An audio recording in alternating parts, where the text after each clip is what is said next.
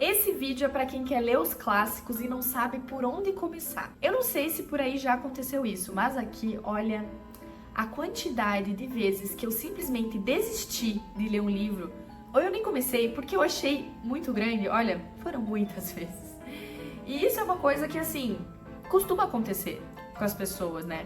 E não sei se por aí foi assim, mas aqui foi algo que me atrapalhou no meu objetivo de conhecer melhor a literatura clássica e começar a ler os grandes clássicos. E pensando nisso, eu resolvi fazer esse vídeo para trazer uma solução para esse problema, uma dica que vai te ajudar a começar a ler os clássicos se você ainda não começou.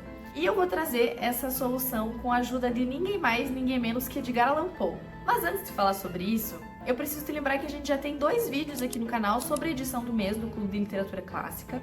Um vídeo que eu falo sobre a coleção de contos do Poe, Contos do Grotesco e do Arabesco, né, publicada pelo Clube, e um vídeo que eu falo sobre o legado que esse autor deixou, toda a influência que ele teve.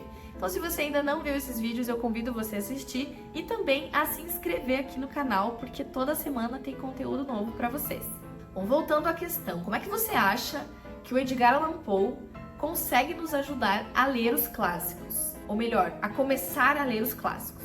Vamos construir esse pensamento. Se você assistiu o outro vídeo, você vai lembrar que o Edgar Allan Poe, além dele ter sido um excelente escritor, ele foi um crítico literário muito perspicaz. Ele tinha uma visão que uma boa obra literária, uma obra capaz de atrair e segurar o leitor e gerar uma experiência de leitura agradável, é uma obra que precisa ter um limite, uma extensão relativamente razoável.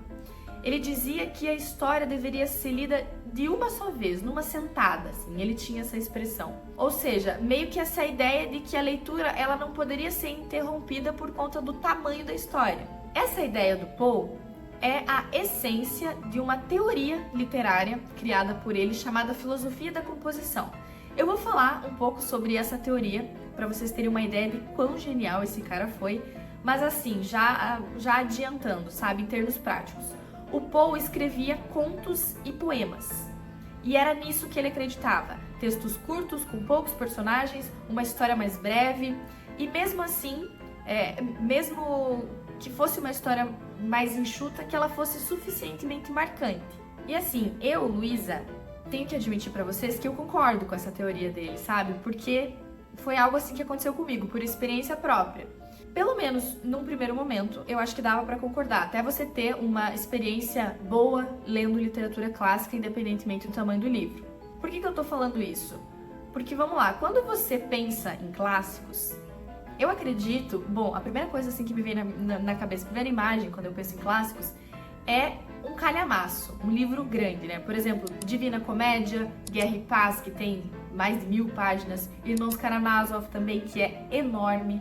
E aí, quando você pensa nesses livros, dá até um arrepio na espinha, né? Só de imaginar quanto tempo demoraria para terminar de ler um livro tão grande. Então, emprestando um pouco dessa teoria do Edgar Allan Poe, os contos são uma excelente porta de entrada para você começar a ler os clássicos. Até porque a gente tem que pensar que os autores clássicos, eles são multifacetados, né? Eles escrevem grandes romances, mas eles também escrevem histórias curtas tão boas quanto. Não é só de Guerra e Paz, por exemplo, um livro de 1000 páginas que vive o Tolstói. Eu falo do Tolstói porque eu me identifico muito, assim, eu comecei a ler Tolstói, conheci ele quando eu resolvi ler um conto dele. Um conto, assim, que inclusive eu deixo aqui a minha indicação, é um conto belíssimo, muito emocionante, eu indico pra todo mundo. É um conto que se chama Onde está Deus está o Amor. Onde está o amor está Deus, algo assim, tem disponível na internet, é bem tranquilo de encontrar. E aí os contos do Tolstói, na minha opinião, eles são tão lindos e tão profundos quanto o seu romance mais extenso, sabe? Porque eu acho que ele consegue, com todo o domínio, com toda a destreza que só ele tem, ele consegue comover um leitor em poucos parágrafos, assim como ele faz num grande romance. Eu me senti tocada lendo esse conto dele do mesmo jeito que eu me senti tocada quando eu li Ana Karenina. E aí entra algo que o Edgar Allan Poe acreditava, que eu queria trazer aqui. Ele falava que uma boa obra literária, ela tem que captar o leitor de uma forma rápida. É como se fosse uma pílula, assim, sabe? Super potente. Você toma aquilo uma vez e rapidamente faz efeito. Você lê aquele texto de uma só vez e na hora você já sente todo o efeito que o autor queria que você tivesse sentido.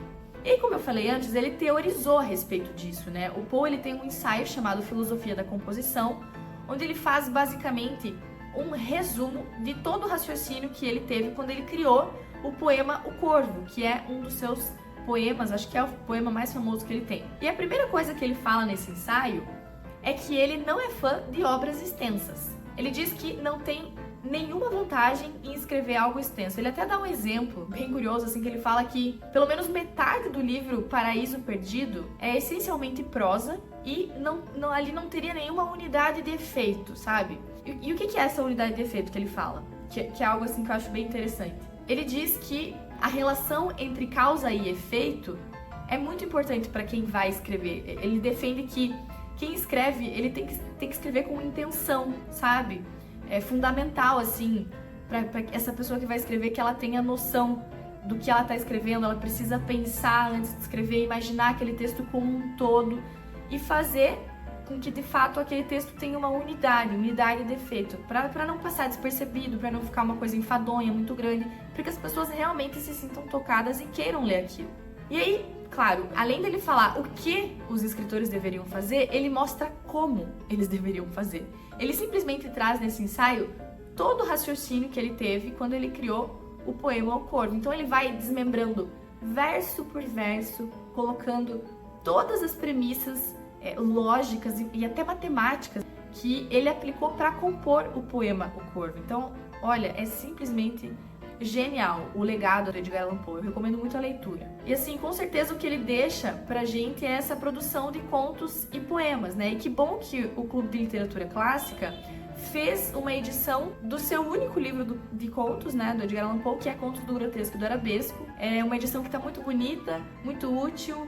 É uma edição que preserva a organização feita pelo próprio autor. Tem um prefácio dele bem legal. Então, se você ainda não conhece, aproveita essa oportunidade. E para finalizar, eu e Edgar Allan Poe deixamos aqui a nossa sugestão para você começar a ler mais os clássicos. Comece pelos contos. O Machado de Assis tem um conto muito legal que se chama A Cartomante. O Graciliano Ramos tem um conto chamado Baleia. O Dostoiévski tem um conto chamado O Sonho de um Homem Ridículo, que eu adoro. O Tolstói tem esse conto que eu falei, Onde está Deus está o Amor, que eu gosto muito também. Existem muitas opções para você começar e nenhuma desculpa para você pelo menos tentar começar aí a ler os clássicos. Depois eu quero saber se essa dica foi útil. Se você também, de repente, você já teve uma experiência parecida com a minha, me conta aqui nos comentários. Se você tem um conto também, assim, que mais marcou a tua vida, eu vou gostar de saber. Coloca aqui, tá? E se você gostou desse vídeo, deixa o seu like, compartilhe com seus amigos e não se esquece de se inscrever no canal, tá bom?